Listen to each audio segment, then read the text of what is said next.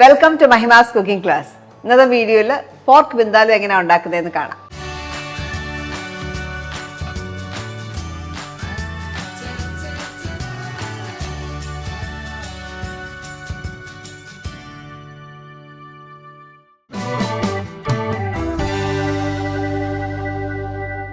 Pork vindaloo ഉണ്ടാക്കാനായിട്ട് നമുക്ക് main ingredient ആണ് ചില്ലീസ്. ഞാൻ ഉപയോഗിക്കുന്നത് കാശ്മീരി ചില്ലിയാണ്. അപ്പോൾ ഒത്തിരി എരിവ് പ്രിഫർ ചെയ്യുന്നില്ലാത്തവർക്ക് നമുക്കിതിൻ്റെ സീഡ് കളഞ്ഞിട്ട് ഒരു പകുതി എണ്ണത്തിൻ്റെ സീഡ് കളഞ്ഞിട്ട് വേണമെങ്കിൽ ഉപയോഗിക്കാം. ഞാനിവിടെ 10 കാശ്മീരി മുളകാണ് ഉപയോഗിച്ചേക്കുന്നത്. ഇത് നിങ്ങൾ ഒരു 2 ടേബിൾ സ്പൂൺ കോക്കനട്ട് വിനീഗർ ചേർത്ത് 1 മണിക്കൂർ കുതിരാനായിട്ട് വെക്കുക. അപ്പം അങ്ങനെ ഞാൻ വെച്ചേക്കുന്നതാണ്. ഇതിന് നമുക്ക് അരച്ചെടുക്കണം. ഒരു മിക്സി ജാറിലേക്ക്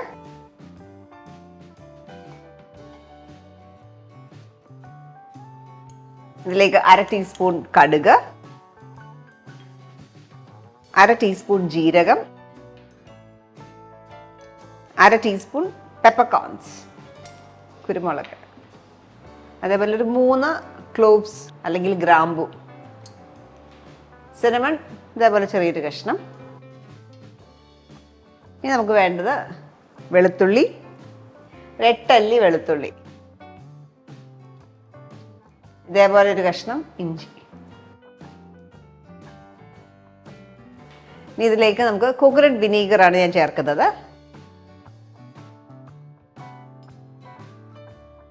ഇവിടെ ഇപ്പോൾ ഞാൻ 3 ടേബിൾ സ്പൂൺ കോക്കനട്ട് വിനീഗറാണ് ഒഴിച്ചേക്കുന്നത്.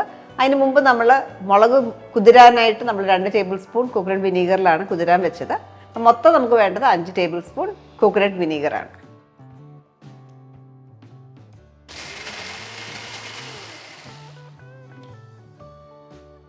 ഇതേപോലെ സ്മൂത്ത് പേസ്റ്റായിട്ട് അരച്ചു. ഇനി നമുക്കിത് പോർക്കിൽ മാരിനേറ്റ് ചെയ്യാം. പിന്നെ ഇവിടെ എടുത്തേക്കുന്നത് 1/2 കിലോ പോർക്കാണ്. നമ്മൾ വിന്താലു ഉണ്ടാക്കുമ്പോൾ നമുക്ക് നല്ല ഫാറ്റൊക്കെ ഉള്ള പോർക്കാണ് ഏറ്റവും ബെസ്റ്റ്. ഈ ചില്ലി പേസ്റ്റ് ഇതിലേക്ക് ചേർക്കുക.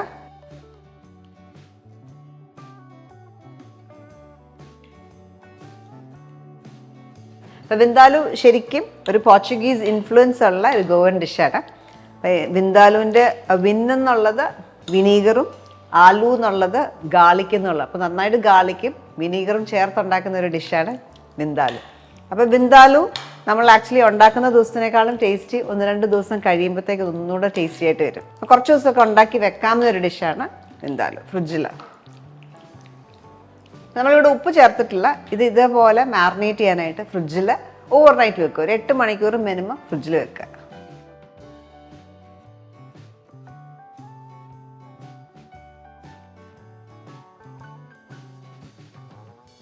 ഇനി പോർക്ക് കുക്ക് ചെയ്യാനായിട്ട് നമുക്ക് ഒരു കടായി ചൂടാക്കാം. ഇതിലേക്ക് 1 ടേബിൾ സ്പൂൺ ഓയിൽ. ഞാൻ ഉപയോഗിച്ചിരിക്കുന്നത് സൺഫ്ലവർ ഓയിലാണ്. എണ്ണ ചൂടാകുമ്പോൾ അതിലേക്ക് നമുക്ക് ഒരു വലിയ സവോള ചോപ്പ് ചെയ്തത് അത് വഴറ്റിയെടുക്കാം. ഇപ്പോൾ ഇവിടെ സവോള ഒരു ലൈറ്റ് ബ്രൗൺ കളറായിട്ടുണ്ട്. ഇനി ഇതിലേക്ക് നമുക്ക് പോർക്ക് ചേർക്കാം. പോർക്ക് നമ്മൾ ഓവർനൈറ്റ് മാരിനേറ്റ് ചെയ്ത് വെച്ചേക്കുന്നതാണ്.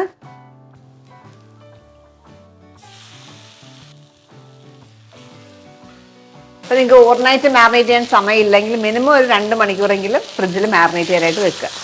പോർക്ക് നമ്മൾ ആഡ് ചെയ്തു. ഇനി നമുക്ക് ഹൈ ഫ്ലെയിമിൽ 5 മിനിറ്റ് ഹൈ ഫ്ലെയിമിൽ പോർക്ക് ഇട്ടൊന്ന് വഴറ്റുക. അപ്പോൾ ഹൈ ഫ്ലെയിമിൽ നമ്മൾ 5 മിനിറ്റോളം വഴറ്റി. ഇനി നമുക്ക് വെള്ളം ചേർക്കാം, ഉപ്പ് ചേർക്കണം. അപ്പോൾ നമ്മുടെ അരപ്പ് കഴുകിയ വെള്ളം ചേർക്കുകയാണ്. 1 കപ്പോളം വെള്ളം ചേർക്കുക. ഇതിലേക്ക് 1/4 ടീസ്പൂൺ ഉപ്പും കൂടെ ചേർക്കാം.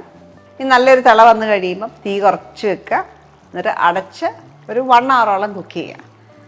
ഈ ടൈം പറയുന്നത് എപ്പോഴും നമ്മുടെ ക്വാളിറ്റി പോർക്കിൻ്റെ ക്വാളിറ്റി അനുസരിച്ച് ടൈം അങ്ങോട്ടും ഇങ്ങോട്ടൊക്കെ മാറും. എപ്പോഴും ചെക്ക് ചെയ്യുക. 45 മിനിറ്റ് കഴിയുമ്പം ചിലപ്പോൾ നന്നായിട്ട് കുക്കാവും. അപ്പോൾ ചെക്ക് ചെയ്യുക. 45 to 1.5 hours വരെയാണ് നമ്മൾ കുക്കിംഗ് ടൈം പറയുന്നത്.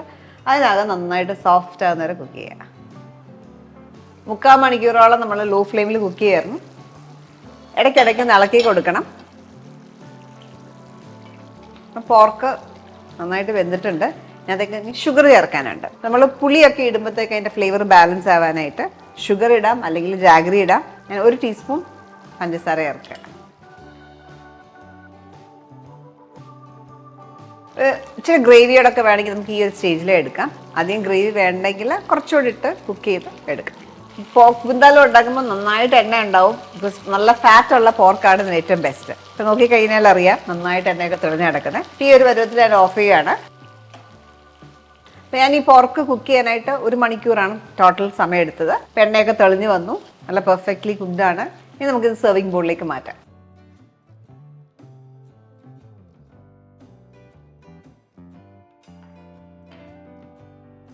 പോർക്ക് വിന്താലു എരിവും പുളിയും ചെറിയൊരു മധുരമൊക്കെയുള്ള ഡിഷാണ്. ഇരിക്കും തോറും അതിൻ്റെ ഫ്ലേവർ കൂടിക്കൊണ്ടിരിക്കും. അപ്പോൾ നമുക്ക് സെർവ് ചെയ്യാൻ ഏറ്റവും ബെസ്റ്റ് സന്നാസിൻ്റെ കൂടെ നല്ലതാണ്, റൈസിൻ്റെ കൂടെ നല്ലതാണ്, റോട്ടിയുടെ കൂടെ നല്ലതാണ്.